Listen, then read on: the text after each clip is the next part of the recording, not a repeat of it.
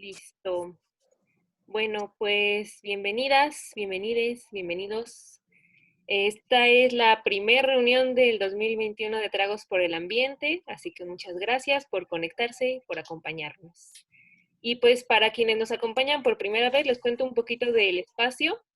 Tragos por el Ambiente es un espacio para tener conversaciones informales, muy casuales, con nuestra chelita, con mucha buena onda y pues para hablar sobre temas ambientales y cómo se interconectan con prácticamente cualquier tema, por ejemplo, con todo lo que está pasando en Estados Unidos. Y pues nos presento así súper rápido. La organización está a cargo de Juanpa Mayorga, de Lau Yanis y de mí, Tania. Y pues solemos reunirnos una vez al mes, el primer jueves de cada mes, excepto ahora que decidimos hacerlo el segundo para permitir que todos regresaran bien como de sus descansos y sus vacaciones decembrinas. Y bueno, les aviso, yo, según ya vieron, esta sesión se está grabando para posteriormente subirla al canal de YouTube y que quienes no pudieron conectarse la puedan ver. Y pues bueno, hoy vamos a hablar de Estados Unidos y qué podemos esperar en términos ambientales de Biden. Habíamos planeado esta sesión porque pues Biden está a pocos días de tomar el mando. Por supuesto no esperábamos que ocurriera todo lo del Capitolio y demás que están ocurriendo alrededor, pero pues eso solo nos confirmó la importancia de tener esta conversación hoy, ¿no? Porque pues sabemos que lo que ocurre en Estados Unidos impacta a la política internacional, pero pues también recordemos que es uno de los países clave en cuanto a crisis climática y que sus decisiones que tomen van a impactar de manera muy, muy fuerte en América Latina, ¿no? Entonces, antes de presentar a las invitadas, quiero repasar la dinámica. Primero, las invitadas van a platicarnos brevemente qué cambios les parecen sustanciales en las propuestas ambientales de Biden y cómo se va a diferenciar de Trump y luego qué va a significar eso para América Latina. Y ya después de sus exposiciones vamos a abrir la conversación para que quien guste pueda plantear dudas o pueda plantear comentarios. Si gustan participar y que les dé la palabra, por favor donde dice participantes, pongan la opción de levantar la mano o si no les aparece, no la encuentran, pongan en el chat que quieren participar y ya yo voy a estar atenta ahí también. Y pues si no quieren tomar la palabra, también pueden participar en el chat con preguntas, comentarios, compartir recursos. Y pues por supuesto aquí les invitamos muy fervientemente a debatir, pero pues siempre con mucho respeto. Entonces, bueno, les presento a nuestras invitadas. Primero tenemos a Astrid Puentes, codirectora de AIDA, y quien también es abogada en justicia climática y derechos humanos. Y a Sofía Alarcón Díaz, que es especialista en finanzas sustentables y mercados de carbono como estrategias para acelerar la transición a una economía baja en carbono. Entonces, pues, Astrid, Sofía, ustedes me dicen quién gusta comenzar.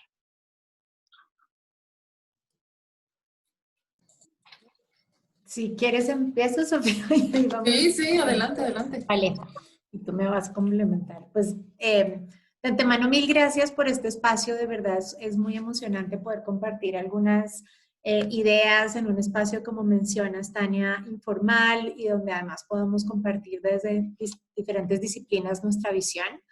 Y qué bueno que mencionas, pues, vergonzoso incidente, pues, ¿no? Del Capitolio, en donde, pues, ahorita seguimos viendo las consecuencias y que seguramente o haya una posibilidad interesante que el presidente, pues, no llegue a terminar su mandato en los siguientes 10 días, que tal vez haya impeachment. Vamos a ver, ¿no?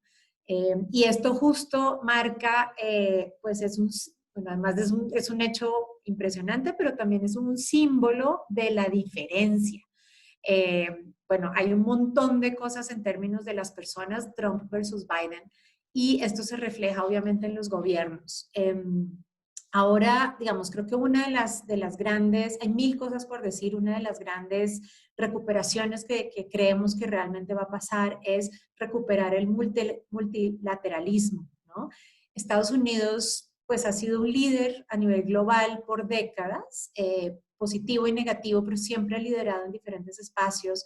Este año, por ejemplo, se cumplieron los 70 años de la Declaración de los Derechos los derechos humanos en Naciones Unidas, un proceso en donde Estados Unidos lideró muy fuerte, todo el sistema de Naciones Unidas mismo, la OEA, los espacios de las instituciones financieras internacionales y todos esos espacios, y no va a llevar mucho tiempo en enumerarlos, pero todos esos espacios fueron literalmente bombardeados durante los últimos 4 años. Entonces, sí esperamos, ya hemos visto, ¿no?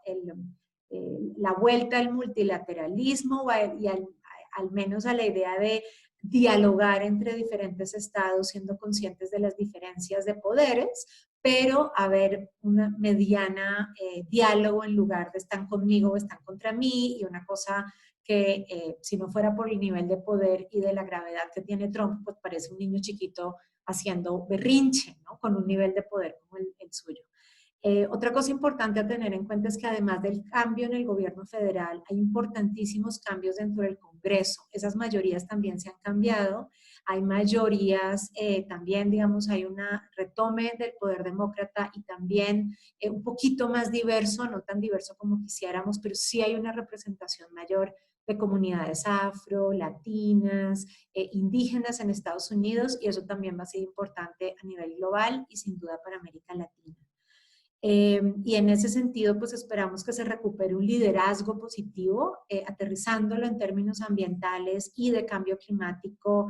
El primer paso grandioso que ya Biden ha anunciado es que el primer día eh, eh, de la mayoría del Senado, bueno, ahorita podemos ver, el primer día de estar en el gobierno van a poder también regresar al Acuerdo de París, y esto obviamente va a ser muy importante porque aunque en las ciudades y los estados continuaron y hay un movimiento grande en Estados Unidos a pesar del gobierno federal para continuar con el Acuerdo de París, hoy vamos a tener este regreso con mucha más fuerza y que también implica una obligación del Estado de Estados Unidos y del gobierno federal para moverse hacia allá, ¿no? Y gracias por la aclaración, exacto. Ahorita tenemos igualdad dentro del Senado, pero pues al menos no hay mayoría republicana, que era lo que tuvimos por mucho tiempo.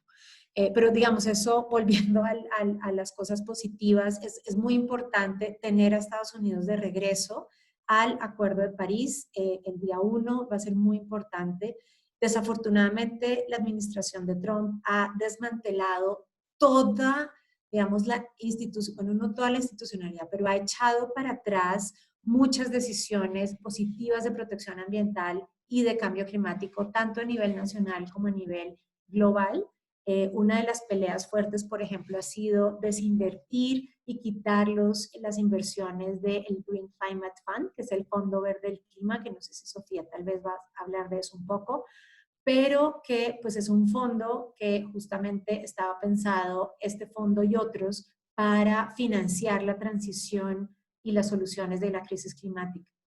Y evidentemente sin el liderazgo de Estados Unidos ha sido muy difícil avanzar. Se ha avanzado, pero no en el nivel de ambición que se necesita, ¿no? Entonces ahora ya hemos visto también que China está avanzando, pero que obviamente tener el liderazgo de Estados Unidos es muy importante.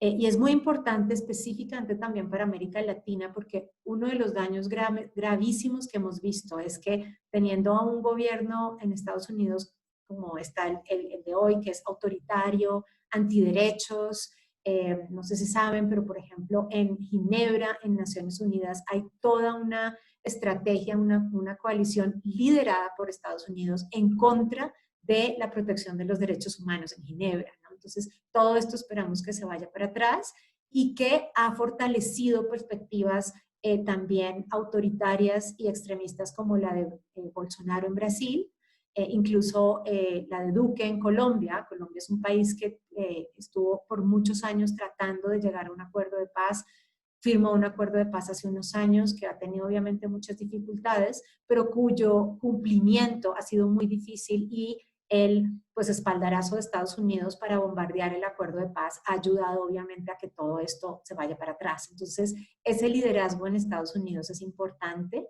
Y aquí quisiera mencionar un poco, pues porque el tema no es solo ambiente y cambio climático, sino muy vinculado con derechos humanos. Como mencionaba, o pues, como sabemos, una cosa tiene que ver directamente con la otra. Entonces, toda esta agenda que pues esperamos que sea más progresista, de liderazgo, de resaltar bueno, sin tomar por sentado el hecho de que es un gobierno que reconoce que el cambio climático existe, que la crisis climática es una de las mayores amenazas o la mayor amenaza a nivel global y que está haciendo algo al respecto, es muy importante para que también nos ayude a fortalecer liderazgos en América Latina.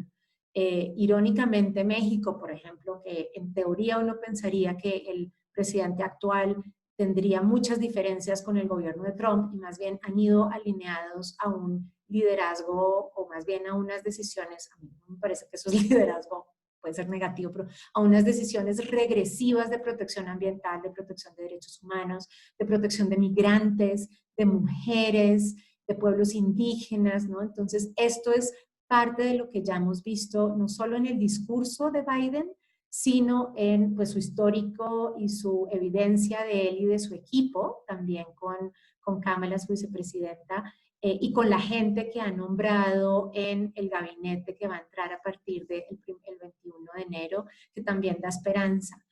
Por ejemplo, la lideresa indígena, que ahora va a ser secretaria de Interior, eso nunca había pasado en la historia ni cerca, ¿no? Entonces, no solamente es gente muy capaz, sino que también da mensajes muy fuertes. Obviamente entra Biden, pero también entra Kamala Harris, que es la primera mujer vicepresidenta, que además es una mujer de color, ¿no? De ascendencia asiática y latina, también jamaiquina, que de verdad que da como una visión de un cambio importante.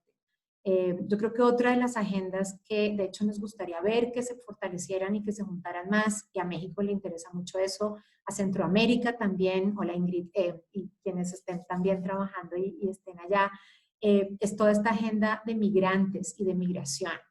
Sabemos que la crisis climática cada vez más afecta a quienes menos han contribuido a la crisis y que uno de los impactados es Centroamérica y estos cientos, miles de personas que están migrando de Centroamérica justamente después de sequías y de pues, las tormentas tropicales y los huracanes.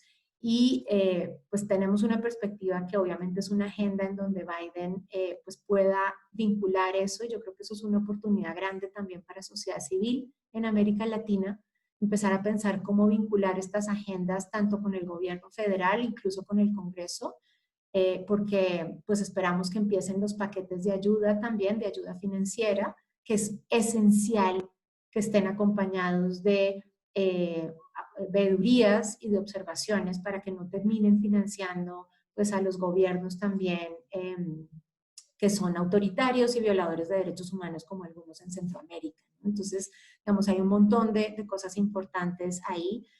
Quisiera también tal vez mencionar el tema de Brasil, que pues había mencionado Bolsonaro, pero digamos, creo que va a ser una buena balance y vamos a ver qué pasa con tanto Bolsonaro como AMLO y Duque, que son tres de los presidentes de América Latina que estuvieron y han estado muy cerca de Trump, que obviamente fueron de los últimos, bueno, Duque no, pero algunos que fueron de los últimos, incluso que felicitaron al presidente, que sabemos que diplomáticamente eso tiene mucho que ver. Y pues definitivamente sí vemos una agenda importante de avanzar. Y dicho esto, creo que otra de las cosas que aprendimos con la administración de Obama, y pues que también es importante no ser inocentes al respecto, porque no todo es maravilloso y ¿no? grandioso, es que justamente la administración de Obama y Hillary Clinton y digamos su equipo fueron un pilar fundamental para impulsar el gas en América Latina. En México en particular estuvieron detrás de la modificación de la ley de minería en 2013 y ahí entró fuerte pues una cantidad de empresas, pero específicamente el fracking. Y esto seguramente va a ser algo en donde también nos tenemos que enfrentar. Entonces, mientras es positivo que seguramente vamos a ver un incremento de nuevo en políticas y presiones y prioridades para energía renovable y alternativas, inversiones incluso, también seguramente va a aumentar como la presión para ver el gas como una energía verde de transición, cosa que no es, como sabemos, y eso en México especialmente a mí me preocupa, porque en teoría el gobierno federal ha dicho que no va a haber fracking, aunque sabemos que hay, pero ahí hay un tema que sería importante tener en cuenta. Entonces creo que tenemos que ser como muy inteligentes finalizo con esto. Dentro de lo que entiendo yo y dentro de lo que he visto, una de las prioridades claves de Biden va a ser la recuperación post-COVID durante la pandemia, digamos, y de pandemia es un tema de agenda interna y externa de recuperación económica, en donde será muy importante que la recuperación sea transformadora y que el gobierno de Biden y su agenda hacia América Latina pueda aprovechar esta oportunidad para que la recuperación y las inversiones no se vayan de nuevo hacia el extractivismo, el gas, el carbón, el petróleo y estos megaproyectos que ya vimos que no funcionan y más bien se aprovechen estos 4 años para hacer de verdad la transición en un espacio en donde el Acuerdo de París de nuevo es un marco esencial, en donde sabemos que esta década es clave para avanzar y aumentar ambición y en donde pues creo que hay una mayor posibilidad de diálogo, de rendición de cuentas, ¿no? Que pues nos abre también la posibilidad para ojalá poder retrotraer un montón de ataques, incluso a derechos humanos, espacios de sociedad civil que se han cerrado en América Latina y que ojalá a partir de enero, a finales de este mes y en adelante, tengamos la posibilidad de pues, tener al menos el apoyo político del gobierno federal de Estados Unidos para tener una agenda más pro derechos humanos y climática y definitivamente justicia climática. Yo por ahí lo dejo por ahora.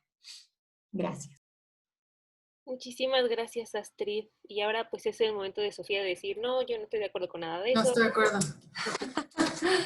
Viva el petróleo y gas. No, completamente de acuerdo en todo lo que Astrid comenta. Realmente lo que yo quisiera compartirles es una visión complementaria, justamente esto que Astrid comenta. Acá en Estados Unidos, el tema medio ambiente y cambio climático es un tema que se habla, es un tema que ya se escucha en los pasillos de los inversionistas, de las empresas, de los financieros, ¿sí? O sea, ya es un lenguaje que existe. Entonces ya podemos hablar de una transición, lo cual es bueno. Sí, no necesariamente a nivel federal, como ustedes saben, pero sí a nivel subnacional y a nivel corporativo y desde luego a nivel académico, ¿no? Entonces, esta visión, y lo podemos discutir después, creo que es importante recordar que estamos en un momento histórico, ¿no? Por varias cosas. El primero es porque el inicio de cualquier administración en cualquier parte del mundo implica que se pueden redefinir temas, ¿no? Y esa es una gran oportunidad para los dos países. Y voy a hablar en distinto de la agenda más bilateral, concentrándome más en Estados Unidos. Pero también es importante recordar quién es Biden. Biden es el primer presidente en la historia, yo creo que del mundo, si pensamos fríamente, que propone una agenda ambiental tan agresiva, en materia de cambio climático al menos, desde antes de llegar al poder. O sea, él ya tiene claro hacia dónde quiere ir. Y eso tenemos que reconocérselo a Biden. Y no solo eso, Biden además es uno de los políticos más experimentados en Estados Unidos.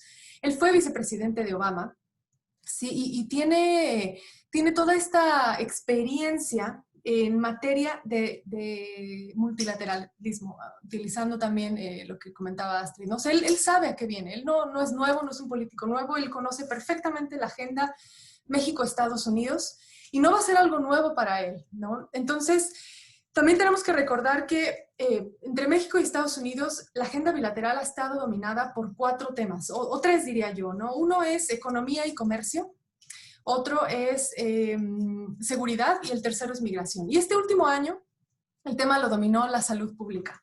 Pero con Biden esto va a ser súper interesante ver cómo migramos a incluir un 5.º tema en la agenda bilateral de México, ¿sí? Y este bilateralismo se tiene que ver a la luz de un colectivismo, de un multilateralismo, como decía Astrid. No podemos decir, bueno, está la agenda aislada, operamos en un vacío, Estados Unidos, México. Las metas que se establezca Estados Unidos, ahorita entro en detalle en eso, van a tener que ser vistas en función de lo que está pasando a nivel internacional, ¿sí? Y eso va a ser muy importante para México porque va a servir como una especie de push, un empujón, no un empujoncito, imagínense un empujonzón de tráiler así, tremendo para México. ¿Por qué? Porque desde luego compartimos, como ya comentaba, varias agendas. Entonces, este es Biden. Lo que Biden define en este primer año de gobierno va a ser muy importante para México, pero también para Glasgow, para la COP26. Entonces va a ser, la verdad que muy relevante y como decía Astrid, ya le comisionó la tarea a varias personas que saben mucho del tema. Entonces es un buen comienzo este de Biden. Ahora bien, unos números para recordar, ¿no? Por ahí, la empresa en la que yo trabajo ha hecho un estudio sobre cuántos países a nivel mundial o qué porcentaje de las emisiones a nivel global se han comprometido a una meta net zero. Y es un 54% de las emisiones globales, ¿no? Ahí está incluido desde luego Reino Unido, Japón, China, la Unión Europea y otros. Falta un 46%, ¿no? Y en ese 46% tiene que estar forzosamente Estados Unidos, con un 12% de las emisiones a nivel global, ¿sí? Pero ¿qué está pasando también? O sea, ya vimos que a nivel político se están alineando los astros, pero hay una presión muy fuerte por inversionistas de incluir temas ESG dentro de los portafolios. Entonces, tienes estos inversionistas que van a México, van a toda Latinoamérica, provenientes de Estados Unidos, que ya están obligando a que no solamente las empresas, sino también los gobiernos incorporen criterios ESG, ¿no? Entonces veo ese como un primer empuje, un primer detonante, ¿sí? El segundo es los costos de las renovables, ¿no? Nosotros en esta comunidad epistémica que le llamo yo, sabemos que sus precios de las renovables han ido en picada en los últimos 10 años, ¿sí? De pasar a 3 dígitos, el costo de las renovables hemos pasado a un costo de 2 dígitos. El otro es la reconstrucción post-COVID, ¿no? Sabemos y entendemos que la reconstrucción COVID va a requerir el apoyo de los gobiernos para que los mercados de capitales, digamos, inviertan recursos en la misma economía. Y también sabemos que el petróleo y gas y carbón han disminuido en la representación que tienen en la matriz energética. ¿Sí? Ahora son las renovables las que están repuntando, el gas natural, ¿sí? También, pero vemos a nivel mundial y en Estados Unidos, si googlean ustedes, van a ver que el gas natural y las renovables están repuntando, ¿no? Y esto con miras a que las renovables realmente repunten hacia 2050 como las principales fuentes de generación eléctrica en Estados Unidos. Entonces, tenemos todos estos elementos que están fomentando que una agenda de cambio climático de Biden sea muy exitosa, ¿no? Porque se están alineando los astros. No es solo Biden, no solamente su equipo, es toda esta comunidad que está, o esta colectividad que está empujando la agenda de manera nacional e internacional y en varios foros, ¿no? Entonces, yo lo que también veo que viene con esta agenda de Biden, y recordemos que esta agenda ocurre dentro de una transición, o sea, la transición ya la estamos viendo, ¿sí? Entonces, uno también lo que decía Astrid, el Acuerdo de París, ¿no? Ese va a ser uno de sus primeros pasos. Es un símbolo político, no significa que ya resolvimos el problema del cambio climático con que Estados Unidos regrese al Acuerdo de París. Es un símbolo político que va a dar muy buenas señales al mercado, ¿sí? Y va a obligar a estos inversionistas que todavía están dudando, bueno, haremos, no, sí, hacer algo, ¿no? Es lo primero. Y derivado de eso, se van a desprender varias políticas, que es lo que hemos venido estudiando. Uno es la mención de ¿cómo se llama? El establecimiento de una meta net zero de Estados Unidos, ¿sí? Ya lo hizo China, ya lo hizo Reino Unido, entonces falta Estados Unidos. Y ahí puede haber varias derivaciones. Puede ser que diga, no, hacemos un carbon neutral o un climate neutral. Carbon neutral incluye solamente el CO2 y climate neutral incluiría todos los gases de efecto invernadero, ¿no? O el net zero, que es todavía bastante amplio. Electrificación del transporte. Y aquí voy a hacer un paréntesis. Es importante recordar que a la luz de que en Estados Unidos y en México se han hablado de temas como comercio, migración y seguridad, el tema de medio ambiente se tiene que ir muy vinculado al comercio, ¿sí? Y algo que vale la pena resaltar es que la electrificación del transporte puede provocar que las cadenas de valor entre los dos países se fortalezcan, ¿sí? ¿Por qué no crear una Tesla en México que exporte países a Estados Unidos? ¿Por qué no? ¿sí? Si los costos laborales son mucho más baratos en México. Y eso es finalmente el modelo de negocios de las manufacturas en Estados Unidos. Entonces, la electrificación del transporte tiene que ocurrir a la luz de fortalecer estas cadenas de valor entre los dos países. El Carbon Capture and Storage, ¿no? El secuestro de carbono. No podemos lograr una meta net zero si no integramos estas políticas de secuestro de carbono. ¿Por qué? Porque es la única forma de lograr reducciones profundas de gases de efecto invernadero en la economía.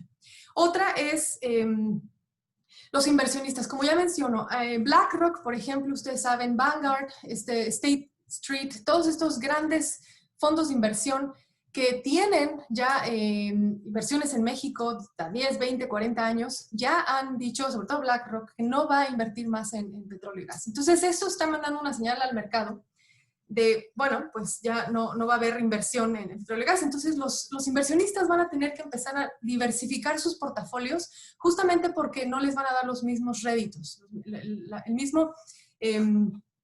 no les van a dar las mismas ganancias si siguen invirtiendo en petróleo y gas. Tenemos también una agenda importante, mercados de carbono. México, ¿no? Ustedes saben, tiene el ETS, el Sistema de Comercio de Emisiones, que está por empezar en 2023, ahorita está el piloto. En México también tenemos estados como Jalisco, Baja California, Tamaulipas y Zacatecas, que ya tienen un impuesto al carbono o impuesto ecológico, ¿sí? Algunos con miras a utilizar offsets, ¿sí? Entonces ya tenemos una agenda en materia de mercados de carbono avanzada.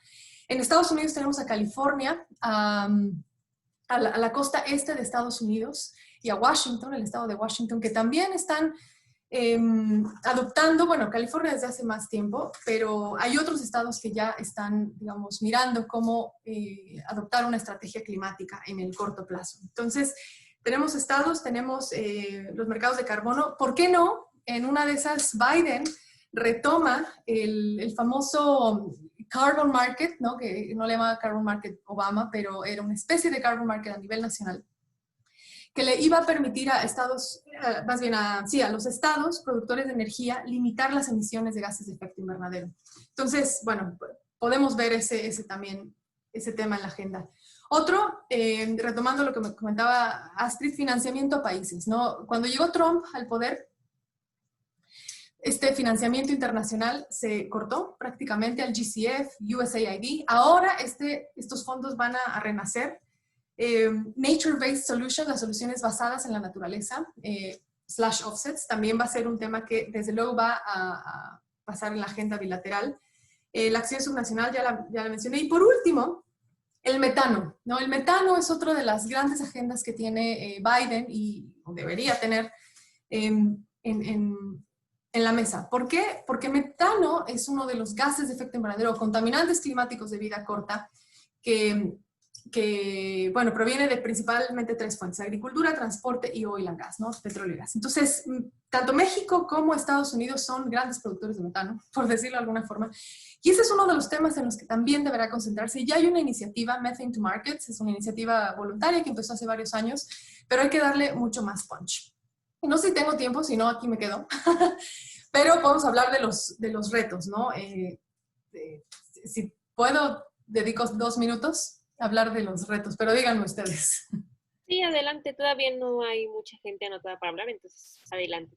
Bueno, a ver si esto detona preguntas, porque la primera pregunta que yo haría, o sea, estamos siendo muy positivas, ¿no? Astrid y yo. Decir, bueno, ya viene Biden, ya cambió el mundo, ya viene el Acuerdo de París, todo perfecto, pero a ver, si pensamos fríamente, la agenda de AMLO, honestamente, está yendo en la dirección opuesta, ¿sí? Entonces, ¿cómo vamos a hacer nosotros como comunidad epistémica y Biden como un político en Estados Unidos que se sienta en la Casa Blanca, que no tiene ninguna injerencia en la política mexicana, absolutamente ninguna, pero sí ejerce presión política, ¿no? Entonces, eso quizá lo podemos comentar entre todos aquí con el vino, con la cerveza que tengan en la mano, pero esa es una pregunta que yo me haría. ¿Cómo vamos a hacer? Pero, digamos, los grandes retos es ese, ¿no? Uno, el gobierno de AMLO está reaccionando en la dirección opuesta. Pero hay que recordar que tenemos gobiernos subnacionales, tenemos al sector privado, tenemos a los inversionistas, como ya comenté. Y no solo eso, tenemos también muy claro que Biden es de esos políticos que va a hacer que la relación con sus estados o con sus contrapartes sea mucho más profunda. Trump lo que hizo fue mantener una relación muy austera, muy de alto nivel con México, ¿no? Era AMLO, Trump, pero rara vez, ¿no? Vimos que se reunían el Ministerio de Medio Ambiente, o el equivalente acá, la EPA, con el Secretaría de Medio Ambiente de México. Rara vez vimos esas relaciones bilaterales, cuando en el pasado eso era bastante común, ¿sí? Entonces valdría la pena retomar eso. Lo dejo ahí en la mesa, pero yo anticipo que la relación va a ser mucho más profunda.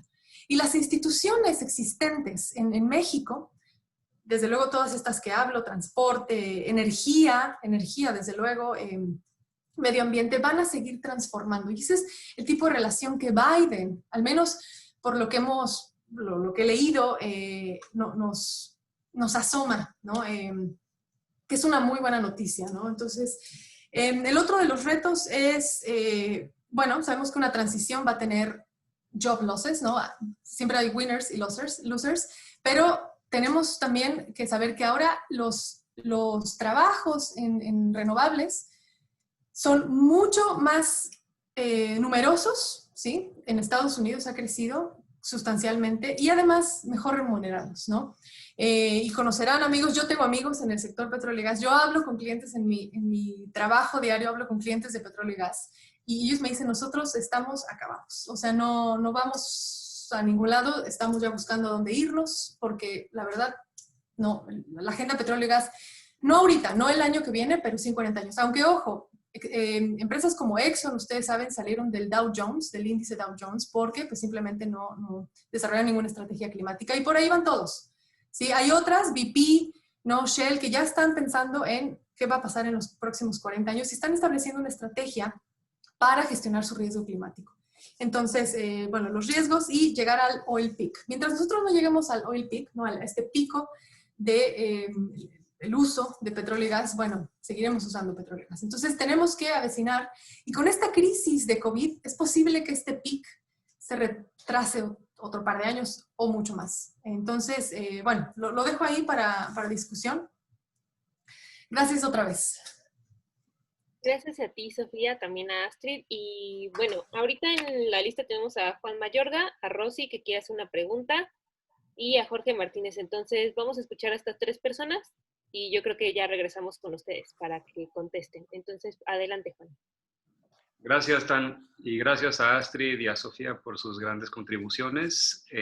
Debo decir que en general estoy muy de acuerdo, pero también me tengo que poner un poquito de abogado del diablo, justamente para provocar la discusión, sino que pereza.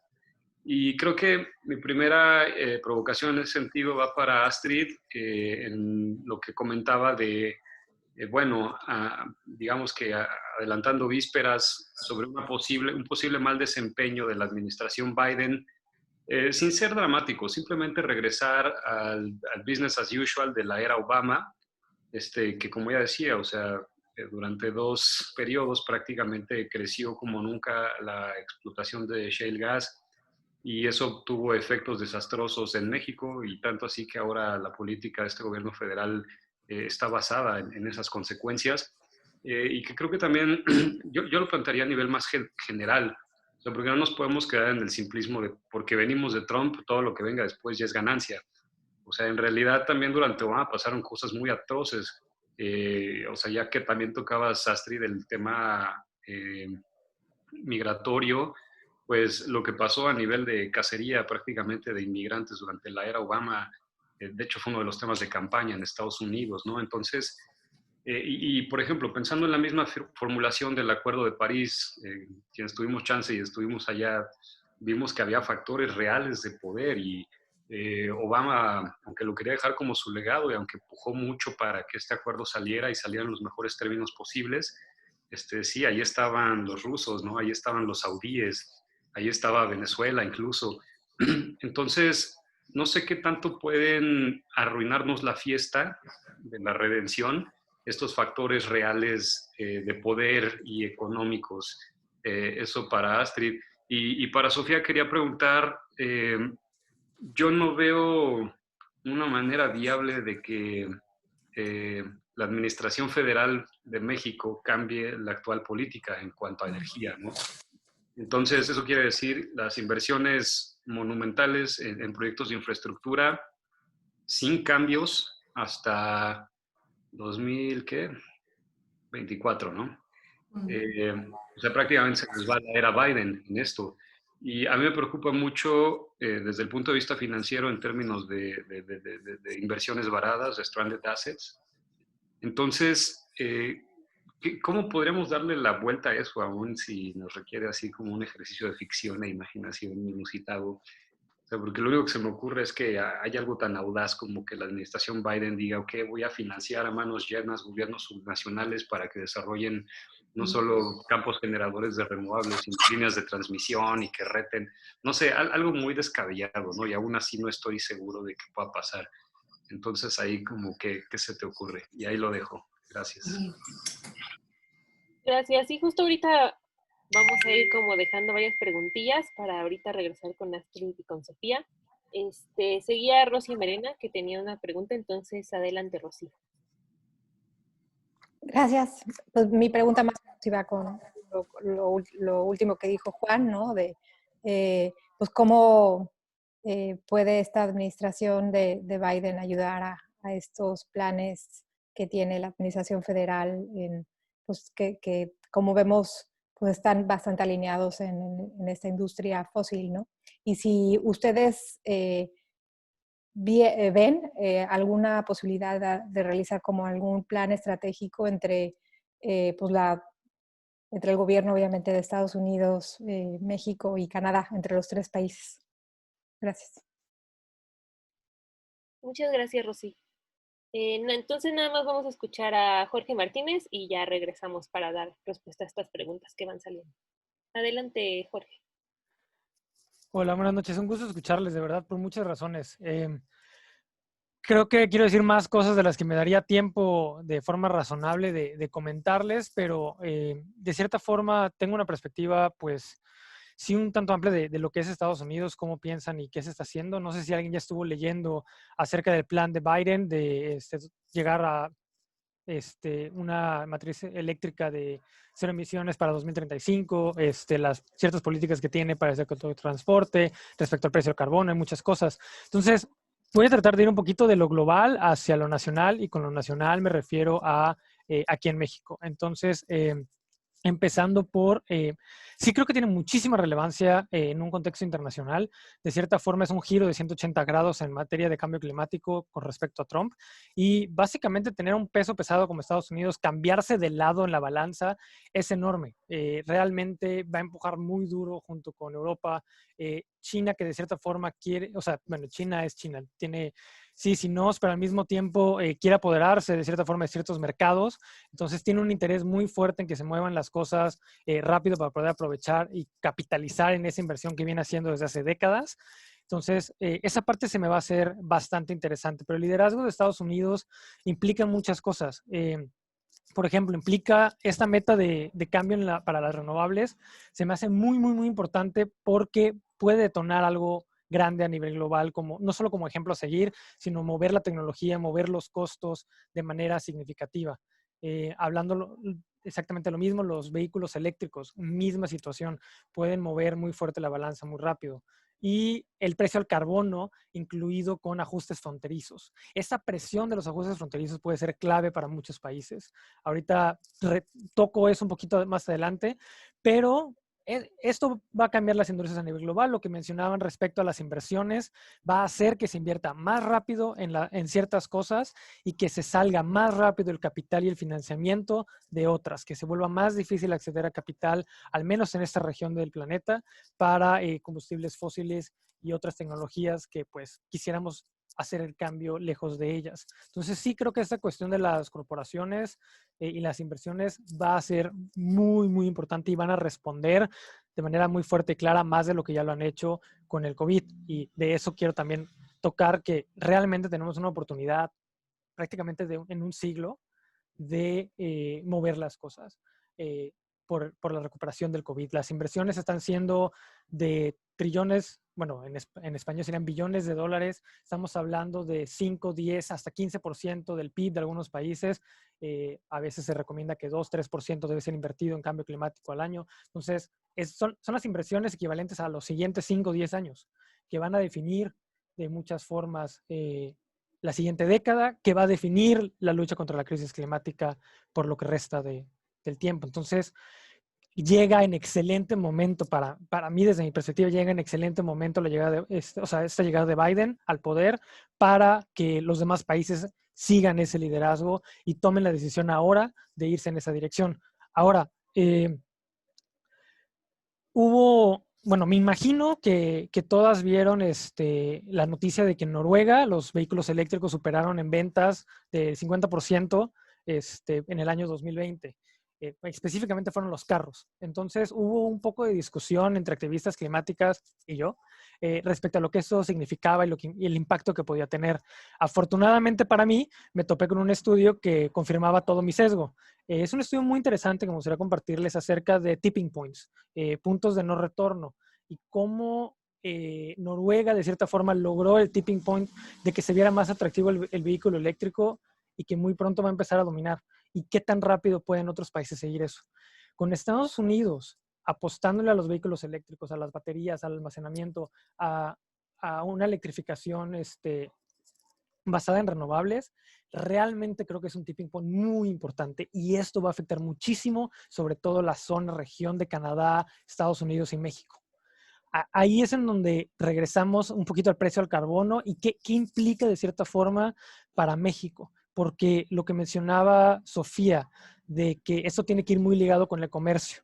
La parte de la industria automotriz en México que exporta a Estados Unidos es significativa, y van a perder su mercado si no se adaptan a estos cambios que va a impulsar Biden. También Jeffrey Sachs, profesor de Columbia University, mencionaba mucho tener un SolarMex, una noción de que México puede exportar energía solar a Estados Unidos en la frontera, a lo largo de la frontera, y cómo podía eso seguir apoyando de cierta forma la colaboración bilateral. Pero por otro lado, en el que sería USCA, el nuevo Tratado de Libre Comercio, también hay que tomar en cuenta la nueva política que anunció, bueno, no es nueva la política, de hecho, el nuevo precio del carbono que anunció Trudeau.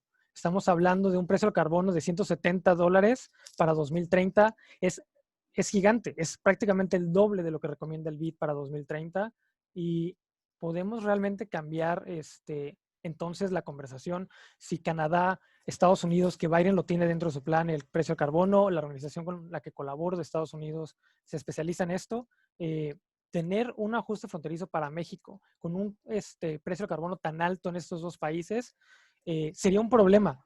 Y por otro lado, si en el Tratado de Libre Comercio se incluye, sería un problema para Canadá y Estados Unidos el no tener a México dentro de ese tipo de precio al carbono. Entonces, para mí, desde mi perspectiva, si algo y alguien puede convencer a López Obrador de cambiar ciertas políticas, de cambiar cierta mentalidad, vendría siendo la presión de Estados Unidos y de Canadá, en muy gran parte por el comercio y por la economía. Y bueno, de ahí paso nada más a mis 2, 3 preocupaciones. Una de ellas es el gas natural, como mencionaban. Creo que justo ahí es donde tenemos la falta de soberanía energética. Ahí es donde realmente está ese riesgo. ¿Y qué pretenderá hacer Biden con el gas natural? ¿Van a decir ya no más gas natural sale de Estados Unidos? ¿O van a ser más o menos como Noruega, que ellos dicen no más petróleo dentro de mi país, pero sigo exportando? Y entonces Estados Unidos simplemente va a sacar todo el gas natural que pueda a México. Y México se va a ver en una situación en donde va a tener un montón de inversión y bienes varados en gas natural, y de repente en cualquier momento se le cierra la llave y luego ¿qué? ¿Para dónde? O si va a ser algo conjunto, una transición entre México y Estados Unidos bien planeada para alejarse de los combustibles fósiles. Esa duda me queda, se me hace muy importante. Me queda también cómo va a responder la industria automotriz, cómo se puede quitar el freno de mano que puede ser la resistencia política por las ideologías que ya conocemos en México. Y por último, bueno, de hecho, pequeños detalles, también preguntas muy rápidas.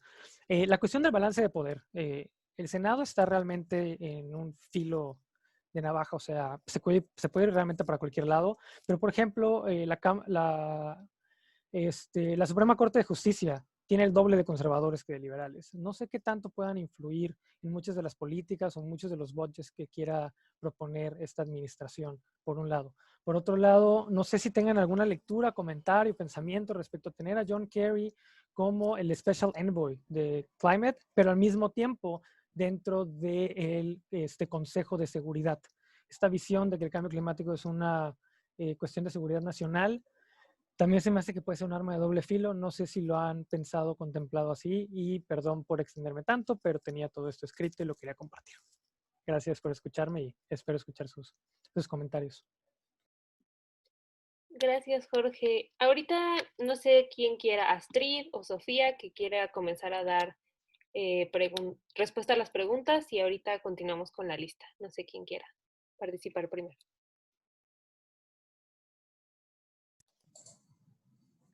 ¿En el mismo orden, Astrid? Va. Sí, estaba esperando si querías comenzar. Bueno, pues mil gracias. Yo sé que estos tragos por el ambiente en todos los temas y en este pues todavía más, como que empezamos despacito y seguimos así, nos podemos quedar 1000 horas. Entonces voy a intentar, lo primero, Juan, que decías de si las empresas nos pueden aguar la fiesta. Por supuesto que nos pueden aguar la fiesta y nos están aguando la fiesta, ¿no? O sea, aquí hay que tener un tema, una claridad, y es que el hecho de que cambie una administración, aunque sea Estados Unidos y que sea muy importante, etcétera, no soluciona un montón de cosas, y creo que varios puntos que tanto me mencionaba Sofía, incluso tú, Juan, y los demás que hablaron respecto de la historia, había muchas cosas que Obama quiso hacer, buenas o malas, pero digamos, dentro de la administración de Obama, y, por ejemplo, en relación con el Acuerdo de París que tú mencionabas, Juanpa, claro que la delegación de Estados Unidos tenía una agenda y querían hacer algunas cosas, y en esto, pero además ha sido un tema histórico de Estados Unidos desde la Declaración de Derechos Humanos de la ONU, ¿no? O sea, desde la semilla misma del multilateralismo con Naciones Unidas. En Estados Unidos ha habido un problema muy grande entre lo que quiere negociar el gobierno federal y lo que puede y lo dejan tanto el Congreso como los estados. Y de muchas maneras, como ustedes saben, los gobiernos se cuidan muchísimo de comprometerse hasta donde pueden y de no pasar por la vergüenza, como pasó con la Liga de las Naciones antes de la creación de la ONU, en donde llegaron a votarla y perdieron la votación en el Senado, ¿no? Entonces, esto es algo histórico que vienen cargando, y por eso muchos de los acuerdos de Estados Unidos los hacen a nivel del Ejecutivo, y a veces de manera positiva y a veces no tanto. Por eso es que a veces Estados Unidos prefiere hacer acuerdos que no sean vinculantes para los estados, porque son algo que lo manejan el Ejecutivo y no tienen que pasar por el Congreso. Pero bueno, dicho todo esto, las empresas están ahí. Definitivamente es una parte esencial que no nos han dejado mover en la agenda climática y en otras agendas, y que van a seguir estando presentes, y que obviamente es un poder del que Biden no está exento, y que incluso, como ustedes saben, y ha habido como mucha dentro de las campañas, etcétera, y algunas representantes en Estados Unidos más alternativas decían, bueno, la idea es que esté Biden, porque no queremos a Trump, pero no es que Biden sea el perfecto, ¿no? O sea, ahora le van a empezar a rendir cuentas a Biden a nivel interno, y justamente el poder de las empresas y la captura corporativa es un tema. Entonces es algo que tenemos que seguir, y que, para vincularlo también tanto con México como con otros países, pues digamos, la negociación en términos de las Naciones Unidas y las negociaciones del Acuerdo de París y la implementación del Acuerdo de París no son los únicos espacios. Como ustedes saben, hay un montón de litigios en contra de las empresas, incluyendo, ¿no?, Shell, Chevron, Exxon. Hay un montón de litigios climáticos en contra de las empresas para buscar su responsabilidad climática, y esto va a seguir adelante. Y pues Jorge, para vincularlo con con la Corte Suprema, eso es un tema que definitivamente vamos a ver qué pasa, porque sí es real que hay un poder mayor de los conservadores hoy en la Corte, y eso puede tener un impacto para los litigios que se hagan. Pero en ese sentido también el gobierno de Biden tiene la posibilidad de hacer una cantidad de decisiones ejecutivas, como ustedes seguramente saben, que son decisiones del presidente que pueden echar para atrás muchas decisiones ya del gobierno de Trump y que pueden avanzar otras decisiones, que justamente fue lo que hizo Trump, ¿no? Con decisiones de Obama, con el control de emisiones, justamente con el control del metano, con un montón de decisiones alrededor de la agenda climática. Trump las echó para atrás y esto es algo que Biden puede adelantar y que la Corte Suprema no tiene una injerencia directa en ello. Y respecto del Consejo de Seguridad y el tema climático, sin duda es un tema que deberíamos también tener en el horizonte y en la agenda. México va a entrar, bueno, ya está de hecho, a partir de hace 10 días en el Consejo de Seguridad como uno de los miembros no... Cuando ahorita miro lo de las empresas, México también va a ser uno de los miembros del Consejo de Seguridad con otras alianzas. De lo que yo tengo entendido, Cancillería de México está muy consciente del tema de cambio climático y de pues la agenda de Estados Unidos, que seguramente pues va a seguir, ¿no? Como con una perspectiva de tener a cambio climático como un asunto de seguridad, que en la realidad sí la crisis climática afecta a la seguridad global, pero eso no quiere decir que se tenga que tratar desde una perspectiva de seguridad para militarizar, por ejemplo, que es algo pues, que nos preocupa mucho. Y pues ahí sería importante también ver cómo México puede fortalecer alianzas con otros países que puedan tener una agenda parecida como ahorita creo que India también está y ahorita me voy a buscar para no meter la pata, Noruega incluso, ¿no? Otros países que pueden tener agendas parecidas de Asia en donde puedan ayudar a compensar esto y tengo entendido que México, por conversaciones que hemos tenido con Cancillería, tiene la idea de, si bien cambio climático ya es un tema dentro del Consejo de Seguridad, sacarlo para que, digamos, aprovechar que se nombre en el Consejo de Seguridad el tema de cambio climático para subirle el nivel de importancia y devolverlo a otras agencias de Naciones Unidas que les corresponde implementar y lidiar con el tema. Y yo creo que eso es un tema muy, muy importante para continuar. Y en relación, cuando hablo de las empresas, hay un montón de todo tipo de empresas. Ahorita cuando estaba hablando de la captura corporativa, me refiero más a las empresas extractivas y petroleras, inclusive la industria automotriz dentro de... Hace poco han ido saliendo investigaciones que evidencian que la industria petrolera, empresas como Shell, Exxon, Chevron, todas estas sabían del cambio climático desde los años 70, incluso empresas automotrices como Ford y General Motors, y a pesar de que tenían el conocimiento científico, lo que hicieron fue esconderlo, invertir millones de dólares para negar el cambio climático.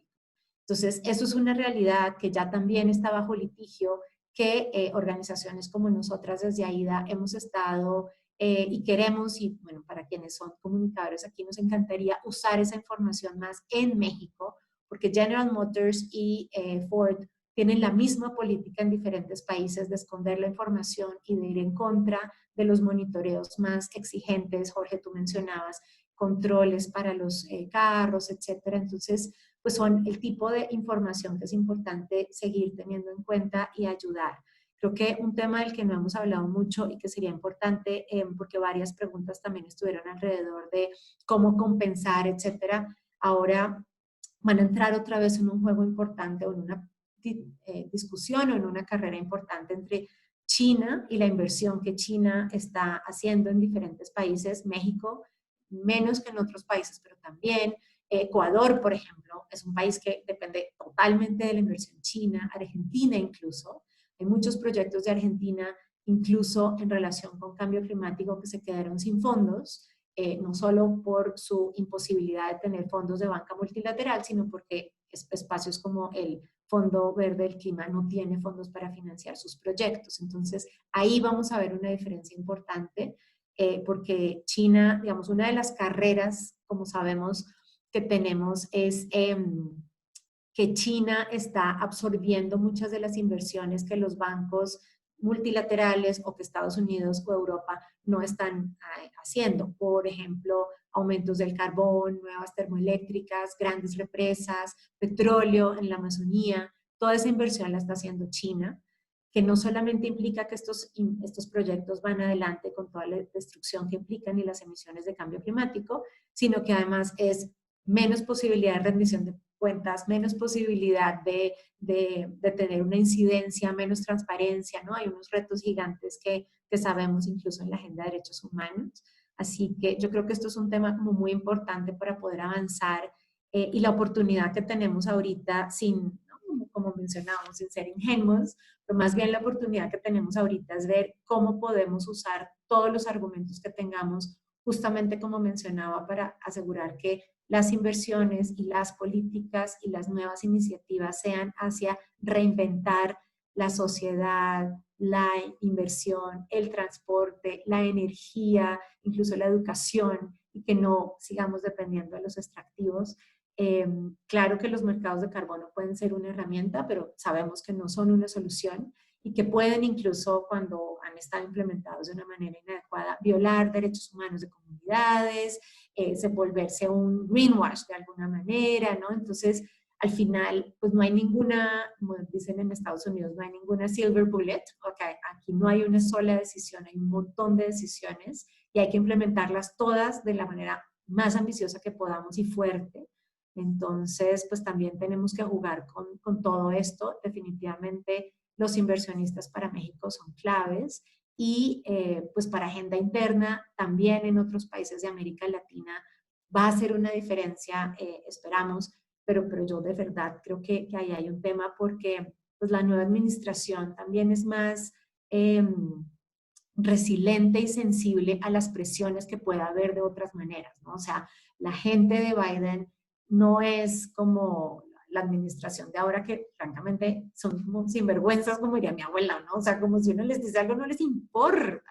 En cambio, esta administración tienen, digamos, un nivel y eso es, yo creo que una oportunidad importante para jugar con las incoherencias que pueda haber. Y ahí el tema del gas me parece esencial.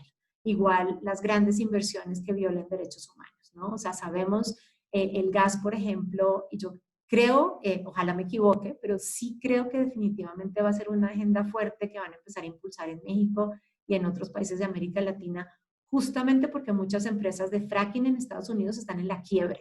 Como ustedes saben, Chesapeake que empezó y varias ya están en capítulo 11. Entonces, ahí hay el riesgo de pues, un mercado fácil, América Latina, vámonos todos, ¿no? Y ahí creo que es súper importante poder resaltar esas incoherencias y poder cobrarle a Estados Unidos y a la administración lo que haga. Y ahí también me parece importante construir alianzas, ventanitas y oportunidades de palanca con las representantes latinas que están agarrando fuerza en el Congreso, ¿no? Yo creo que va a haber una manera, bueno, estoy pensando en una agenda muy ambiciosa, pero creo que necesitamos ser muy estratégicas, muy creativas y jugar con un montón de cosas que tengan que ver con incluso empresas, pero empresas que no sean estas petroleras, sino que se beneficien. México tiene un potencial gigante. Sí, por ejemplo, Alexandra, pero hay otras que ahorita se me van porque solo puedo pensar en Alexandra Ocasio, pero hay otras que se me van, ¿no? Pero hay un montón de posibilidades interesantes de inversionistas y de emprendedores y emprendedoras en México y en América Latina, ¿no? Un nuevo Tesla, comunidades, impulsar energía distribuida en México y en otros países. Hay un montón de ideas que se pueden hacer y yo creo que hoy hay una oportunidad interesante para jalar esa inversión y que pueda ser realmente como transformadora y dejar de financiar lo mismo que incluso está vinculadísimo pues con la corrupción, con todos estos ataques a las instituciones que vimos y que estamos viendo en estos días en Estados Unidos. Muchísimas gracias. Sofía, no sé si quieres agregar algo a esto. Sí,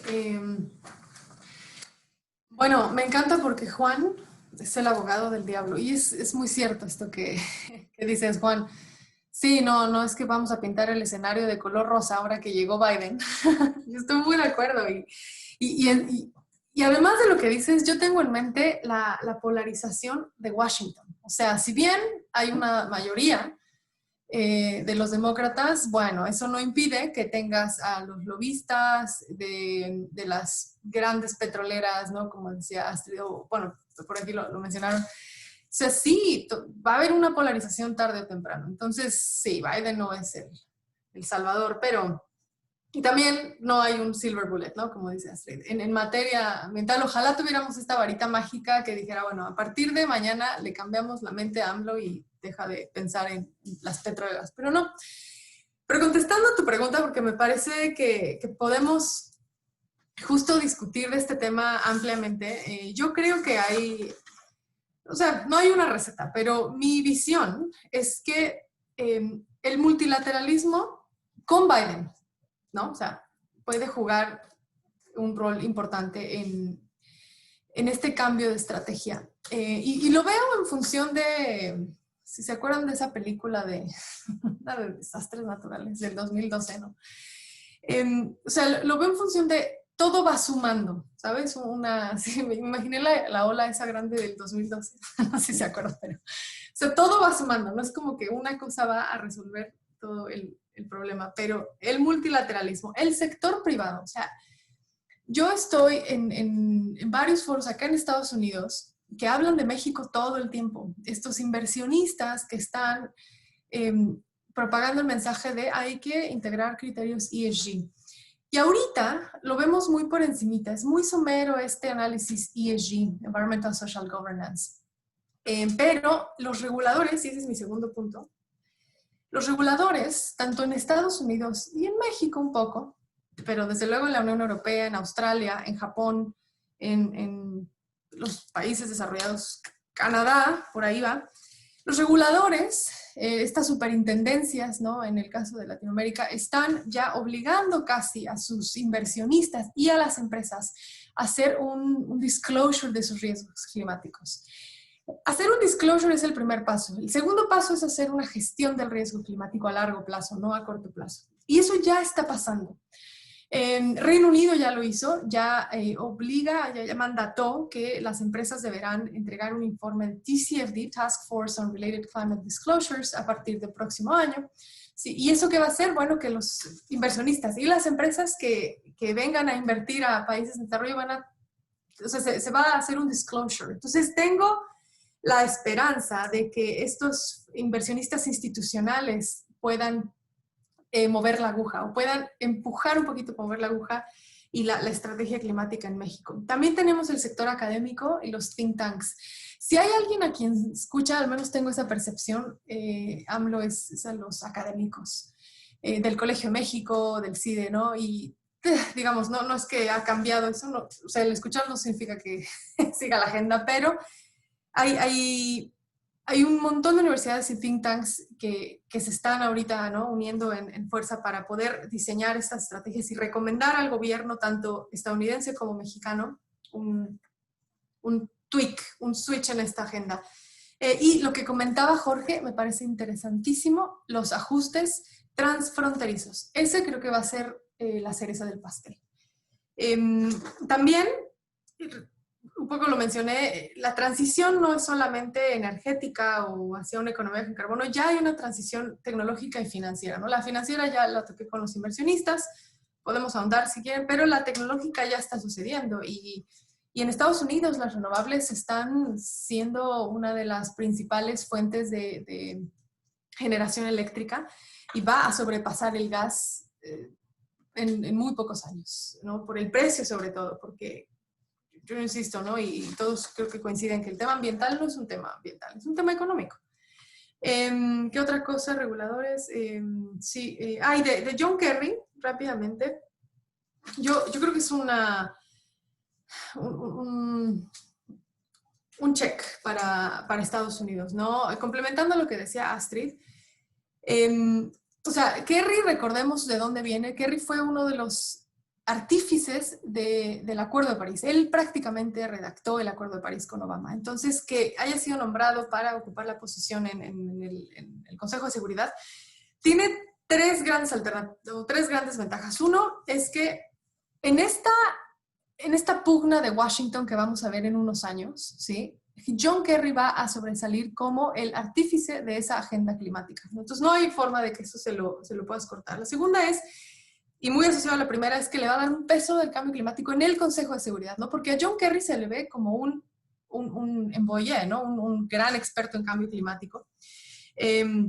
Entonces, va a tener esa ventaja. Y, o sea, yo les cuento como paréntesis, John Kerry acá en Estados Unidos se ve como este embolle, pero está muy, muy vinculado a dos grandes temas. Los mercados de carbono, que entiende perfecto, los mercados vinculantes, ¿no? Evitando el greenwashing, ¿no? que decías, Astrid, o sea, los mercados vinculantes, los serios, y los mercados financieros. Él es el único, les podría decir, prácticamente la única persona en Estados Unidos, junto con otros fondos de inversión acá, que han innovado la forma en la que invierten acá en Estados Unidos, ¿no? Los ETFs, para los que están familiarizados con el lenguaje financiero, los ETFs son estos fondos en los que individuos como yo y cualquier otro, y empresas e inversionistas pueden comprar stocks. Y John Kerry hizo un ETF que basa su performance en los mercados de carbono futuros, en los precios de mercado de carbono futuros. Entonces quiere decir que si los precios de carbono suben en un futuro, los inversionistas ganan. Ajá. Y eso es una gran ventaja. Él fue, así como fue artífice del Acuerdo de París, es el artífice de estos vehículos financieros que van a lograr que los inversionistas realmente entiendan qué está pasando en materia climática. Entonces yo lo veo como una gran jugada. Seguimos con preguntas. Gracias. Muchísimas gracias, Sofía. Sí, justo pues vamos a abrir como otra ronda de participaciones. Ya está Antonio del Río y Sanat. Entonces, si alguien más quiere apuntarse para participar, es el momento, antes de regresar con las invitadas. Y, por ejemplo, ahorita en el chat dice Laura Yanis que cuando nuestros tragos acerca de seguridad ambiental o climática. Entonces, este espacio es su espacio. Si alguien más quiere sugerir temas para siguientes sesiones, adelante. Pero bueno, mientras tiene la palabra Antonio del Río. Adelante. Gracias, Tania. Gracias, Astrid. Gracias, Sofía. Realmente son ideas las que ustedes traen e información muy importante. Y yo, antes de que comentaras, Sofía, de que AMLO hace caso a la ciencia, iba a preguntar que, qué opinan ustedes del cambio científico, porque ustedes ya citaron las similitudes entre el gobierno de las ideas de Trump y las ideas de AMLO, y son muy parecidas. El desprecio al conocimiento es brutal en las dos administraciones. Entonces, para nada nos hacen caso. Si en una estampita tiene escrito atrás que las energías renovables son buenas, a lo mejor tiene más poder de convencimiento que algunos documentos o charlas con investigadores, ¿no? Entonces, yo quería preguntarles, ¿cómo ven desde la generación de conocimiento en áreas ambientales con la nueva administración? El desmantelamiento precisamente del aparato de ciencia que trató de hacer Trump, yo creo que es uno, en cuanto a cuestiones ambientales, yo creo que es uno de los que debería cambiar. Pero ¿ustedes lo ven así? ¿O es nada más son los buenos deseos de algunos de nosotros? Yo me acuerdo haber estado aterrizando en San Francisco el día 8 de noviembre del año 2016. Exactamente el día de las caras largas. Yo bajé al aeropuerto en San Francisco y solo veía caras largas. Todavía estaba el proceso de elección, pero ya sabían que habían perdido. Y al día siguiente estuve en el Lawrence Berkeley Laboratory y las caras eran larguísimas, pero siempre con un optimismo muy, muy interesante de algunos sectores científicos. De que estamos acostumbrados a que nos peguen durísimo siempre, los experimentos nos pegan muy duro y entonces tenemos una tolerancia inmensa a la frustración. Eso decimos nosotros. Y por eso seguimos tratando de estudiar. Entonces sí me gustaría que comentaran algo de la ciencia y me preocupa muchísimo el discurso bueno, no, las acciones que nos van a obligar a hacer, aceptar el gas natural para que las empresas de gas natural en Estados Unidos no se mueran, es algo que realmente me preocupa. Esto me cuesta mucho, o sea, me duele mucho porque es precisamente contra de las cosas que luchamos nosotros. La ley mexicana dice claramente que el gas natural es limpio, ¿no? Y eso es en contra de la definición de muchos otros lugares. Las renovables, por supuesto que tienen menor precio, pero ahorita la batería completa de la CFE es en contra de las renovables y a favor del gas natural y por supuesto del carbón del presidente de la Comisión del Senado de Energía, ¿no? Entonces sí estamos medio tristes, pero por otro lado debemos estar contentos de que no es Trump.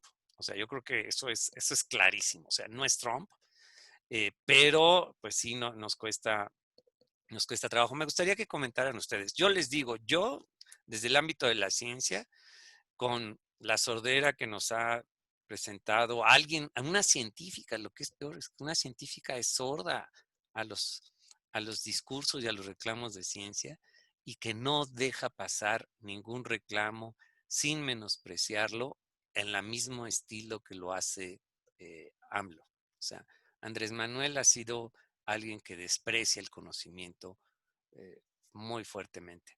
Joe Biden y Kamala Harris creo que no. Entonces pueden escuchar, pero sí me gustaría oír algo de ustedes. Gracias. Muchas gracias, Antonio. Vamos a tomar el comentario de Sanat y luego de Karen y entonces ya regresamos con las invitadas para que den respuesta a esta pregunta. Adelante, Sanat. Hola, sí me oigo. Este, hola a todos. Yo quería hacer un comentario rapidísimo. Primero creo que sí se me hace fundamental que Biden, o sea, se me hace fundamental la relación de Biden con AMLO para presionarlo en la agenda ambiental. O sea, eso se me hace fundamental y buenísimo. En otra cosa, creo que es necesario una reestructuración del gasto, o sea, porque incluso previo al COVID hubo una disminución en el gasto destinado a medio ambiente. Entonces creo que si una reestructuración fiscal, creo que sería bastante complicado avanzar en las metas verdes que se tienen. Y en el otro sentido, se me hace muy interesante también este año porque también hay elecciones en México. Entonces, o sea, si en un principio, o sea, estos 3 años, últimos 2, 3 años, Morena le han dado, pero, o sea, todo, básicamente, quién sabe cómo vayan a reaccionar en estas elecciones, porque para empezar, Morena tiene muchos problemas internos, o sea, como que, ay, no, para aquí, para acá, y en quién sabe si vayan a ganar. O sea, muchas personas votaron por ellos porque pensaron que eran un cambio. Y al menos a muchos ecologistas, Morena ya los perdió. A muchos estudiosos, a muchas personas de la academia, o sea, Morena ya los perdió y los tiene perdidísimos. También, no sé, yo creo que a veces AMLO sí escucha a las personas de la academia, pero creo que también es algo que se tiene que tocar como con guantes y pincitas. Porque, por ejemplo, al secretario de Hacienda que decía, híjole, es que yo tengo otros datos. O sea, entonces ahí como que la comunicación que está sucediendo, y es Hacienda, o sea, es algo bastante importante. Y luego con Ursúa, que hubo diferencias irreconciliables, y para la Semarnat, o sea, van 2 años de AMLO y distintos secretarios no, 3 distintos secretarios de medio ambiente. Entonces creo que eso habla mucho de la poca importancia que se le está dando en esta administración. Y además, cómo salió Toledo, o sea, de que vandalizaron su casa. Eso se me hace bastante malo y que no le están dando, sí, la importancia que debería. Y ya, eso es todo de mi parte. Muchas gracias, Sanat. Sigue Karen, por favor. Hola, buenas noches. Bueno, nada más quería agregar algo a lo mismo que había comentado Antonio, y es que la verdad es que a mí también se me hace muy preocupante la situación que se está viviendo en la academia. Yo soy una persona que se está preparando para desarrollarse en el área de la investigación y me he llevado varias desilusiones desde el año anterior, que estuve trabajando en un centro de investigación, y también este año que continúo preparándome, porque sí sucede lo mismo y sucede más, creo, de lo que debería, o quizás de lo que a veces sencillamente podemos tolerar en nuestras desilusiones como ambientalistas, porque yo ahora me he dado cuenta que hay muchas personas que se desarrollan en el área de la ciencia, que han hecho ciencia no estamos hablando de 5 años, sino a veces hablamos de 20 o de 30 años, que le han dedicado prácticamente su vida a la ciencia. Y pues ahora me he dado cuenta que con todo lo que comenzó a suceder en estas últimas administraciones, tanto de Estados Unidos como de aquí de México, que comenzaron a salir muchos comentarios que son bastante lamentables. Entre ellos, yo recuerdo ahora que sucedieron los recortes para ciencia y tecnología, para medio ambiente, o sea, en general, como los recortes que se han dado aquí en México, y también cuando abordamos en alguna ocasión el tema sobre cierta normatividad que se estaba implementando en Estados Unidos, o bueno, mejor dicho, falta de normatividad sobre algunas cuestiones ambientales, me tocó escuchar directamente de científicas que llevan mucho tiempo ya que estaban de acuerdo. Y creo que eso fue algo que fue muy decepcionante para mí, creo que sería decepcionante para casi cualquier persona que está tratando de desarrollarse en un área donde está buscando precisamente una innovación científica y tecnológica en pro del desarrollo sostenible, del medio ambiente y de la disminución de desigualdades sociales. Entonces, bueno, nada más era como lo que quería agregar porque, pues sí, siento feo a veces de que eso suceda. Y bueno, ya escuchándolos a ustedes, me alegra mucho saber que se está trabajando porque eso deje de ser así, deje de ser una realidad, y bueno, que hay muchísimas más personas que sí están haciendo ciencia en pro de la sostenibilidad. Muchas gracias, Karen. Sofía, Astrid, ¿alguien pues alguna quiere contestar a las preguntas, a los comentarios? Quien guste. Vamos otra vez en el... Vale.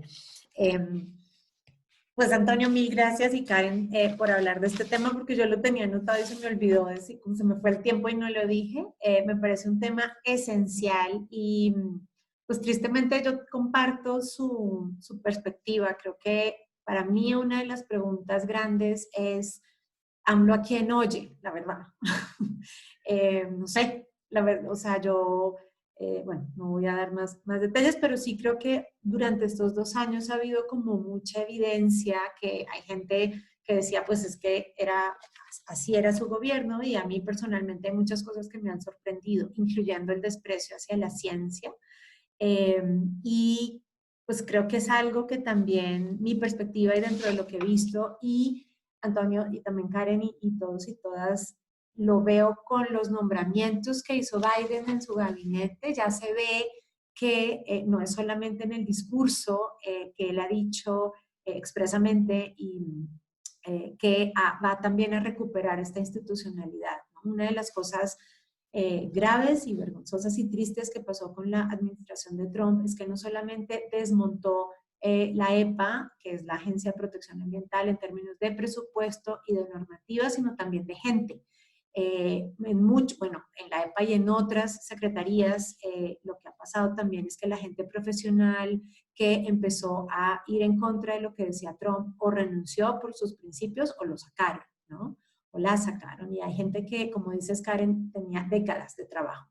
Desafortunadamente hemos visto algo bastante parecido en México, y yo creo que, de nuevo, no es algo que vaya a resolver la situación de México por el hecho de que Biden tenga una perspectiva diferente y su gobierno, pero siento que podemos tener una posibilidad de un aliado adicional y diferente.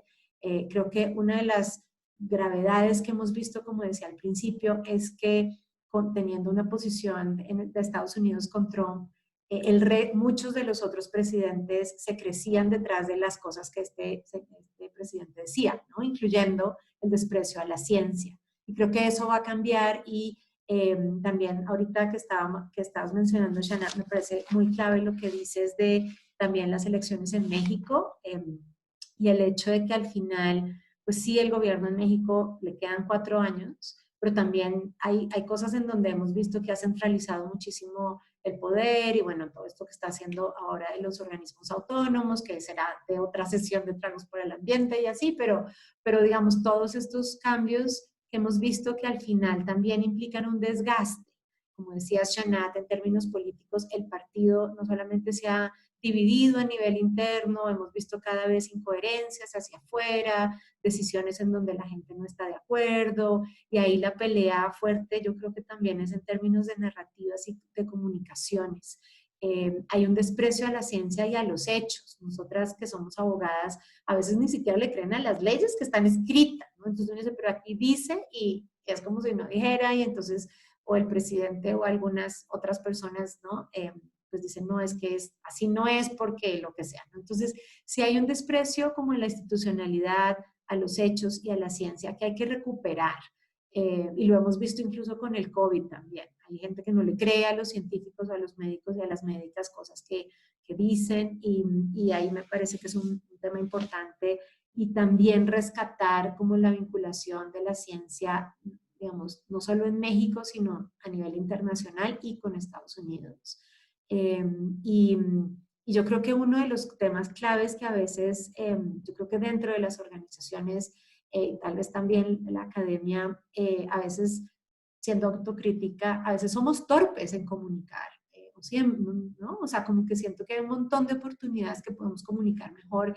Este tema del gas que pues no, yo no lo he visto todavía como un tema fuerte de agenda que sí se vaya a ver, yo espero que no, pero que hay un riesgo ahí porque un poco de buen nuevo, volviendo a lo que no vimos, y más bien vimos y no nos gustó de Obama, justamente fue esto de las empresas de fracking, y que yo creo que específicamente en México y en Colombia, Argentina y Brasil tenemos que estar alertas para prevenirlo, porque como decía Sofía, los números hablan por sí solos. No solo las empresas en Estados Unidos de fracking ya están quebrando, sino la energía renovable cada vez es más barata y es más fácil y más rápida de implementar. Entonces, de verdad que no tiene mucho sentido implementar algunos proyectos.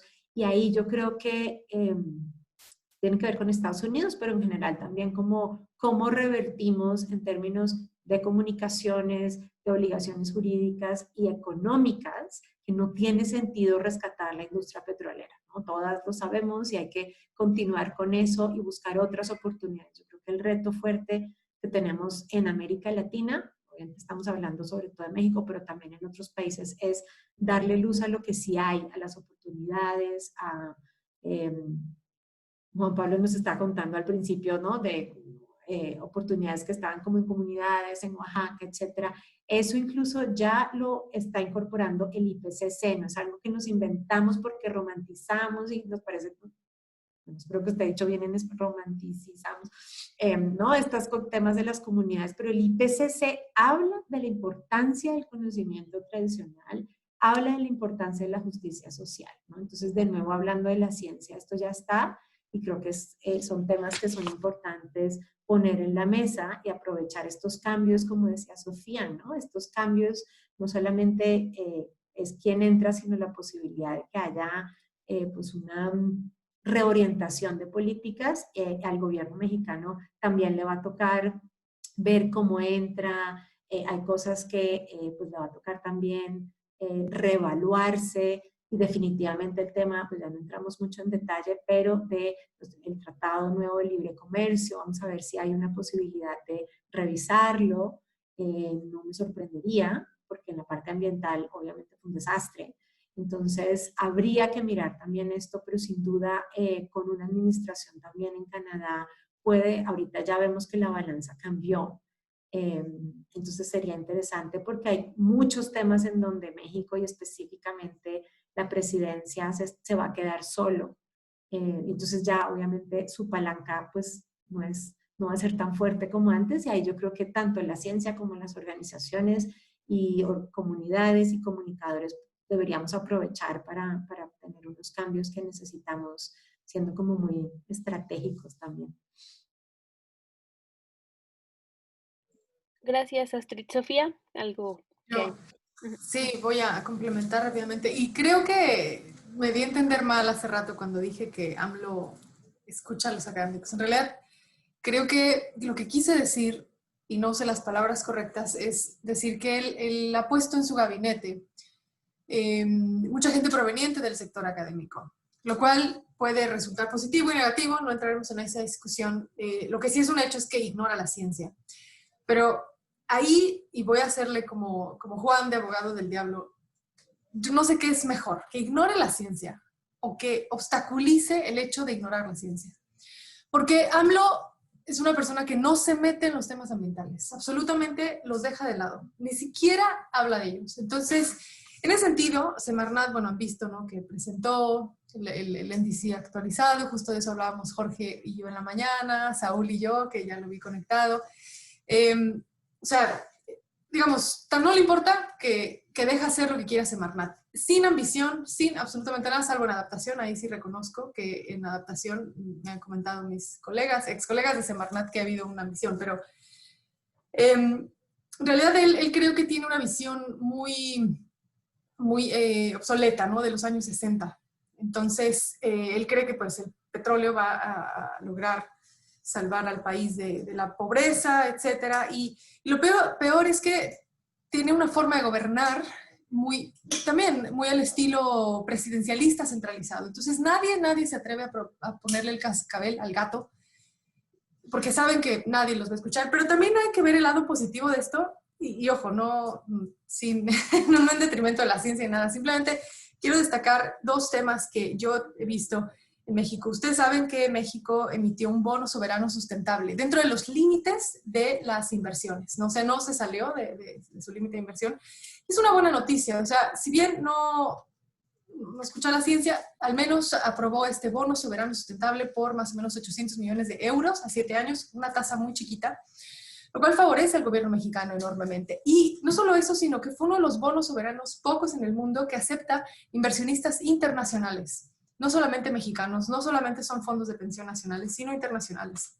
Este bono soberano sustentable además está alineado a los ODS, a los Objetivos de Desarrollo Sostenible de la ONU, lo que indica que los recursos obtenidos deberán invertirse solamente en proyectos que alivien la pobreza, que empoderen a las mujeres, que reduzcan la brecha de género y que desde luego tengan un beneficio ambiental o social. Entonces, yo le vería este lado positivo, ¿no? Ignora, de alguna forma, tiene gente pues muy capaz en el gabinete, se han ido, obviamente, ido y venido, pero hay gente muy capaz que lo asesora. Y hasta cierto punto, con dinero baila el perro, y este bono sustentable se hizo justamente para financiar algunas de las actividades que la misma presidencia, ustedes saben que está la agenda esta de Objetivos de Desarrollo Sostenible que lidera la presidencia. Bueno, pues ellos están avanzando muy rápido a nivel subnacional.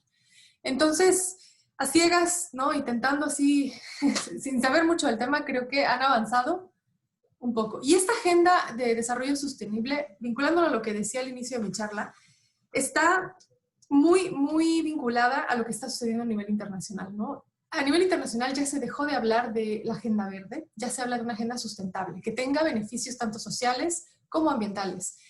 Y eso está muy asociado a lo que está haciendo México. No digo que sea lo último, ni lo mejor, ni simplemente estoy tratando de resaltar que el hecho de ignorar el quehacer ambiental está provocando que puedan ir pululando una que otra cosa dentro de la agenda de México. Sí. Muchas gracias, Sofía. Ahorita yo creo ya vamos a empezar la última ronda. Perdonen a mi perrito. La última ronda de participaciones, porque ya nos queda poquito tiempo. Entonces está Juan Mayorga, y si alguien más quiere participar es ahora o nunca. Levanten la manita, avísenme en el chat, pero bueno, mientras vamos con Juan, que tiene una pregunta. Gracias, Tania.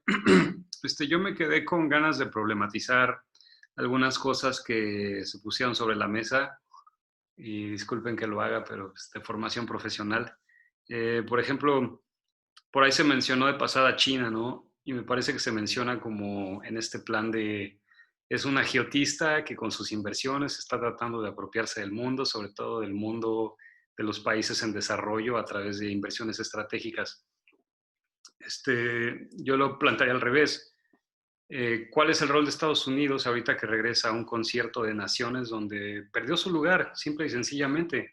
Porque creo que si se mantuvo vivo el Acuerdo de París y el consenso de acción climática, fue por los otros gigantes que dijeron. Yo estuve en Marrakech al año en que ganó Trump, y todos corrimos en cuanto supimos que había perdido Hillary Clinton al pabellón de China, y salieron los delegados chinos bien enérgicos, bien solemnes a decir, sí, Trump puede decir misa, pero nosotros no nos movemos, nosotros vamos a seguir, y es más, nosotros vamos a aumentar nuestra ambición. Y lo mismo hicieron los alemanes, la Unión Europea en su conjunto, etcétera. Entonces, yo lo plantearía en el sentido de que China y otros varios salvaron el Acuerdo de París y la acción climática internacional, a pesar de Estados Unidos, ¿no? Entonces, no es que pueda regresar a Estados Unidos con las mismas credenciales, nada más porque ahora Joe Biden regresó con la buena onda del viejito, hiperactivo, buena onda que trabajó con Obama. Eso, por otra parte, también el caso de Noruega.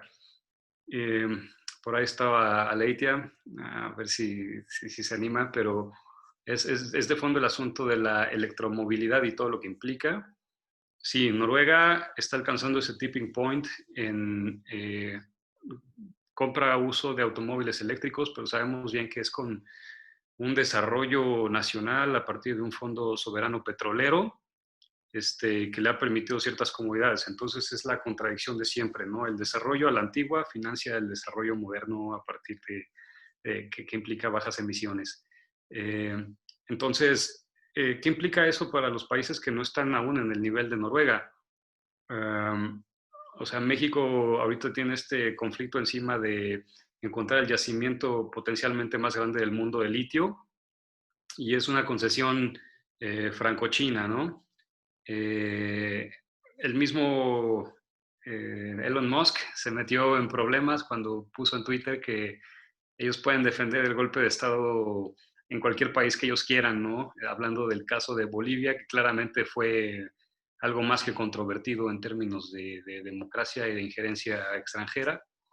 Entonces, se complejiza mucho la geopolítica con las ambiciones de desarrollo sustentable y de acción climática. Entonces, pues aprovechando aquí que hay de todos los sabores para responder esas preguntas, pues yo lo dejo sobre la mesa y creo que sigue Jorge. Sí, nada más antes hay una pregunta en el chat de Eli Saldaña que dice que pues sería conveniente que vayamos pensando después de AMLO que sigue, ¿no? Dice, 4 años pasan rápido y para seguir los pasos de quienes pudieran cambiar el rumbo del país en materia ambiental, por si Sofía, Astrid o alguien más gusta contestar a esa pregunta. Pero bueno, mientras sí sigue Jorge, adelante. Solo dos comentarios muy rápidos. Uno, sí, 4 años puede ser poco, pero realmente son 4 años claves. Tenemos, de hecho, lo he hablado un poquito con personas en Semarnat, de las que sí parece como que quieren hacer algo más, que hay que sentar las bases por lo menos para que después de esos 4 años se pueda dar rápido otra serie de cambios. Y nada más para aclarar un poquito un punto de Noruega, como activista de movilidad, en general no apoyo para nada los carros. Quisiera ver transporte público sólido, movilidad activa, bicicletas, caminar, rediseño de las ciudades, de la zona urbana, del espacio urbano. Solamente que respecto a Noruega, lo que yo veo, y por eso también el artículo que compartí, lo que yo veo es una banderita medio clara de que ya empieza la caída del petróleo. Y por un lado es esa posible transición, puede ser el inicio del fin, pero sí algunas personas están señalando que realmente 2020 pudo haber sido el pico del petróleo.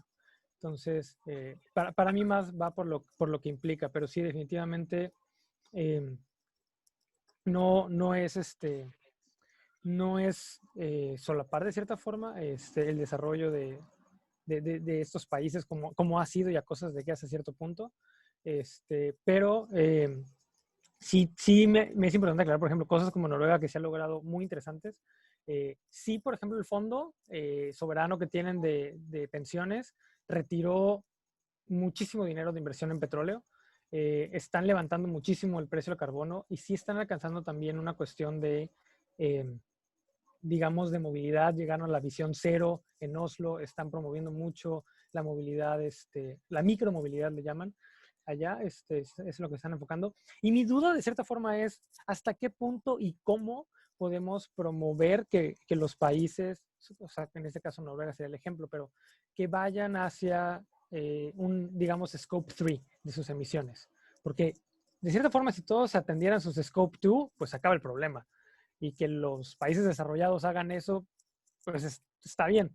Pero ¿cómo podemos hacer que puedan ir un poco más lejos sin realmente afectar la soberanía? Por ejemplo, que era algo mucho que argumentaba Brasil. Entonces, sí tengo un poquito esa duda, inquietud, y quería aclarar un poquito el otro. Y ya está. Gracias. Gracias, Jorge. No sé, Astrid, Sofía, si quieren contestar a estos planteamientos. Vale. Todas las respuestas. Esto está gigante. Buenísimo, Juan. Qué bueno que lo mencionas y que sigues con tu papel de abogada del diablo. Tienes toda la razón. O sea, definitivamente, sin el liderazgo de China en el Acuerdo de París, todavía hubiera sido más negra, digamos, todo el escenario de las negociaciones del Acuerdo de París, etcétera. Y de hecho ahí yo creo que cada vez, y algo que nos dio esperanza o nos permitió respirar estos 4 años fue acordarnos de pues esta cumbre histórica, ¿no? Justamente de Estados Unidos y China previo al Acuerdo de París, ¿no? Que dio vía a que el Acuerdo de París existiera. Ahora recordemos, el Acuerdo de París para muchas de nosotras, y los números hablan, no es lo que necesitamos tampoco como el nivel de ambición del planeta, ¿no? O sea, definitivamente necesitamos, es positivo, fue lo que se pudo lograr, que un poco hablábamos con Juan cuando hace poco que hizo una evaluación del Acuerdo de París. Sin embargo, no fue el acuerdo que necesitaba el planeta y por eso es súper importante continuar avanzando con esta ambición y el liderazgo. Y ahí con China definitivamente hay un montón, o sea, los compromisos de este año de China fueron muy importantes. Yo creo que uno de los retos grandes que tenemos como planeta es asegurar que los compromisos nacionales sean no solamente en cada país, sino a nivel global. Y sobre todo en el sur global tenemos una competencia o un reto gigante con el efecto globo, es decir, que las emisiones que se frenan en Noruega, Alemania, China, Estados Unidos, toda la Unión Europea, no se nos vengan a nosotros. Y eso es lo que está pasando y eso, entre otros, es uno de los problemas de los mercados del carbono que yo le veo, ¿no? Y es uno de los temas que nosotras estamos trabajando mucho en AIDA, es con el carbón, ¿no? Entonces vemos que Alemania y Holanda ya tienen una fecha límite para el carbón, es maravilloso esto, van a dejar de comprar el carbón en Colombia. ¿Qué es lo que estamos viendo? Colombia abre mercados tanto a nivel nacional como en otros países. México también está abriendo consumo interno de carbón, que es gravísimo y que al final eso es una de las cosas que tenemos que evitar porque la balanza de las emisiones y de las soluciones climáticas todavía está en rojo, ¿no? Hablando de nuevo de la ciencia, el informe de brecha de la ONU todavía fue de llorar. Entonces, sin duda es importante el liderazgo de China. Estaríamos en una situación muchísimo peor sin esto. Y yo creo que hizo todavía más vergonzosa la situación y la posición de Estados Unidos en los escenarios climáticos. O sea, en Madrid, de verdad que había gente de Estados Unidos que se querían meter debajo de la mesa al ver el nivel de ambición de China y ellos literal no podían hacer nada. Vimos a la delegación de Estados Unidos llorando cuando ganó Trump, llorando, había gente llorando. Entonces, sin duda esto es un tema y, ¿no? O sea, conectando esto, teniendo 10 minutos, pero pues hay muchos pendientes en la crisis climática, pérdidas y daños. Eso todavía ni siquiera podemos empezar a hablar con el nivel de fuerza que necesitamos. Vuelvo a Centroamérica, claro, México también, pero Centroamérica cada año es peor. Hoy además tienen dictaduras o dictaduras de facto, ¿no? Como las queramos llamar, que están apoyadas por Trump, que bien o malo lo que sea, pero cuando estaba Biden, por ejemplo, esta comisión anticorrupción en Guatemala estaba ahí, pudo trabajar, etcétera. En el minuto que se fueron y cambió la administración, sorpresivamente también esta comisión anticorrupción se fue, ¿no? Entonces, sin duda, las cosas no están perfectas. Hay un tema de deuda histórica de Estados Unidos, Europa, digamos, los emisores de históricos que está pendiente.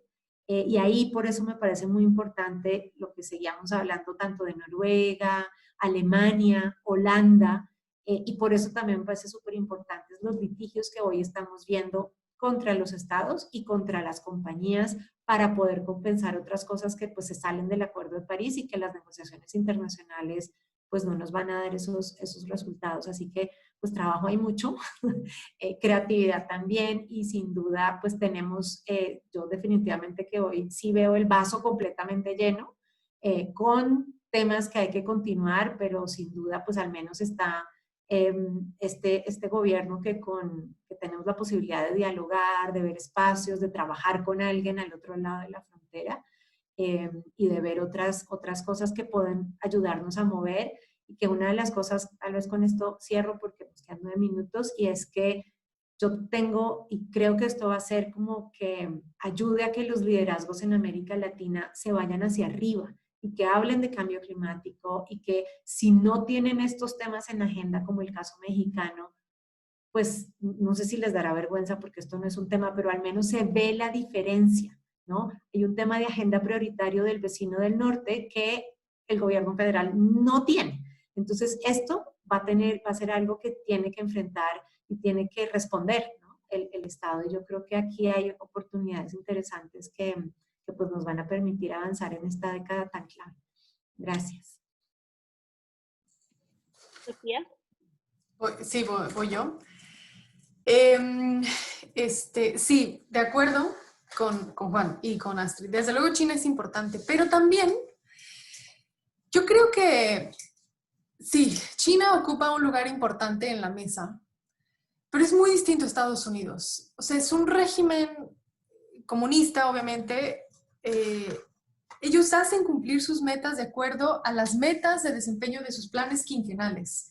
Entonces, para entender a China, tenemos que entender que, no, o sea, que desde luego funcionan muy distinto a las democracias, ¿no? Son gobiernos centralizados que tienen sus metas muy, muy marcadas, al menos los funcionarios públicos del Partido Comunista, a lograr estas metas para que no los expulsen del Partido Comunista. Entonces, en China es muy probable que veamos avances a pasos agigantados, a diferencia de Estados Unidos.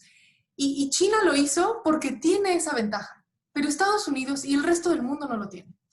Entonces, a diferencia de lo que comentas, Juan, yo difiero un poco en ese sentido, porque creo que Estados Unidos llega como se quedó hace 4 años. Es obviamente, lo podemos discutir por días, pero él perdió su lugar por un tiempo y ahora lo está ocupando otra vez en la mesa. Porque yo no me atrevería a comparar a China con Estados Unidos. Sí en el nivel de emisiones, ¿no? Lo que sabemos, pero no en la forma en la que tiene China para lograr sus metas de cambio climático. Entonces, regresó a Estados Unidos a ocupar la mesa, el lugar que tenía en la mesa con Biden, ¿no? Y salvo todos estos caveats que hablamos ahorita. Sobre la pregunta que hacía, bueno, ¿qué se viene? Eli, ¿no? Elizabeth, sobre qué se viene en los próximos 4 años. Yo veo 4 temas importantes. Uno es un enfoque muy claro en soluciones basadas en la naturaleza. Visto desde el punto de vista de mercados de carbono o no. No creo que las soluciones basadas en la naturaleza van a proveer de los medios para disminuir los niveles de pobreza en México, lograr un desarrollo más sustentable, ¿sí? En las comunidades. Porque, y esta es la segunda, el cambio climático se soluciona y se tiene que solucionar a nivel local. Entonces, los gobiernos subnacionales, los municipios, tienen un papel muy importante en esta lucha al cambio climático. Así que yo veo esas soluciones basadas en la naturaleza, actividad local, / gobiernos subnacionales. 3, y es algo que usualmente no comentamos entre los ambientalistas, pero el sector petróleo y gas, sí, es visto como el enemigo, lo sabemos, ¿no? Ya se echó el planeta entero, pero es un sector que ahorita necesita muchísimo apoyo. alrededor del mundo. Hay empresas mucho más visionarias, desde luego Pemex no es, ni Shell, perdón, ni Exxon, pero hay otras que sí. En unos 10 años lo que tendríamos que estar hablando es cómo estas petroleras están no solamente haciendo un disclosure de su riesgo climático, sino están haciendo una gestión de su riesgo climático, y no solo eso, sino que están buscando la forma de producir petróleo más barato y con menos contenido de carbono. Esa va a ser la demanda en 10 años. Y ellos necesitan ayuda de los ambientalistas. Y usualmente hay un divorcio entre los ambientalistas y el sector petrolero. Y creo, al menos eso es lo que he visto en esta discusión en Estados Unidos, acá no están divorciados. ¿Por qué? Porque el sector petrolero es el que prácticamente financia o sea, prácticamente mantiene una economía, la economía global. Entonces eso tiene que cambiar, pero los petroleros están buscando a los ambientalistas. ¿Qué hago? ¿Cómo me muevo? ¿Qué es lo que necesito hacer? Dime. Eso es lo que a mí me preguntan. Entonces yo mantendría este tema aquí latente. Y el último, que me vincula a la pregunta que hacía Jorge sobre las emisiones alcance 3. El cuarto tema son los reguladores. Yo creo que los reguladores desempeñarán un papel súper relevante. O sea, Banxico, la SEC de Estados Unidos, el Securities Exchange Commission, ¿no? El regulador de UK y los reguladores de la Unión Europea tienen un papel central en la transición a una economía baja en carbono, por lo que comentábamos hace rato, ¿no? Porque van a obligar tanto a los inversionistas, a las empresas, a hacer un disclosure de su riesgo, ¿sí? Y el riesgo entendido como el valor que se pierde en un futuro, o la expectativa del valor que voy a perder de un bien que vale mucho en un futuro. Entonces, ya sea una petrolera o ya sea una inversión en renewable energy. Entonces, los reguladores y las taxonomías en materia de sustentabilidad o en materia de inversión verde van a ser muy importantes. ¿Y por qué lo menciono, Jorge? Porque estos reguladores lo que están obligando a sus empresas y a sus inversionistas es hacer un disclosure de sus emisiones alcance 3. Si no tienes alcance 3, una gestión adecuada de tus emisiones alcance 3, que son estas que se miden a lo largo de la cadena de valor de una empresa, no estás moviendo la aguja. Entonces, las emisiones alcance 3 se tienen que, si no regular, se tienen que monetizar y se tienen que contabilizar como parte del ejercicio del riesgo climático. Y los reguladores son claros. Si no lo hacen, lo van a seguir haciendo de forma voluntaria y nadie puede llegar y decirte lo hiciste bien, lo hiciste mal. Entonces, tienes a todas las empresas que producen soya, que producen commodities, ¿no? Estos commodities, soya, carne, you name it, lo que sea, y que van, deforestan el Amazonas y no tienen ningún tipo de accountability ni ningún tipo de penalizaciones por no lograr ciertas metas. Y esas son clave porque yo te diría el casi 80% de las emisiones de esas empresas que exportan commodities tienen su gran huella de carbono en las emisiones alcance 3, que es el cambio de uso de suelo, ¿sí? Principalmente. Entonces, hay mucho que hacer, pero mi apuesta es por los reguladores. Y bueno, pues con esto ya 2 minutos. Muchas gracias otra vez por los green drinks. Muy, muy interesante la plática.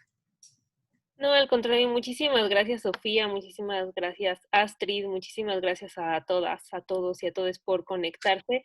Sí, creo que todavía quedaron un buen de cosas en la mesa que podríamos pasarnos horas debatiendo, pero bueno, ya tenemos que cerrar.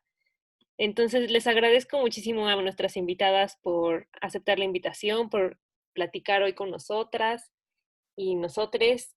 En el chat ahorita les estoy poniendo nuestras redes. Tenemos grupo de Facebook, si no los han aceptado, molesten a Juan porque él es el administrador y los tiene que aceptar. Nuestro canal de YouTube, ahí se va a subir esta sesión, se pueden ver las pasadas. En Twitter estamos como #Tragos por el Ambiente y si gustan pueden dejarnos su teléfono para agregarlos a la lista de difusión de WhatsApp, que no se preocupen, ya estamos evaluando si se va a mudar a Telegram o qué va a pasar, pero bueno, para que los contemplemos en esa lista. Y bueno, pues eso, muchísimas gracias a todas, a todos, Nocelau, Sofía, Astrid, Juan, si quieren agregar algo. Yo sí un poquito. Estamos haciendo ya algunas cosas para hacer esto más sencillo. Este enlace va a ser ya el enlace para el resto del año. Así que el siguiente, todos los jueves primeros de cada mes, vamos a usar este mismo enlace a las 7. de Ciudad de México, así que guárdenlo.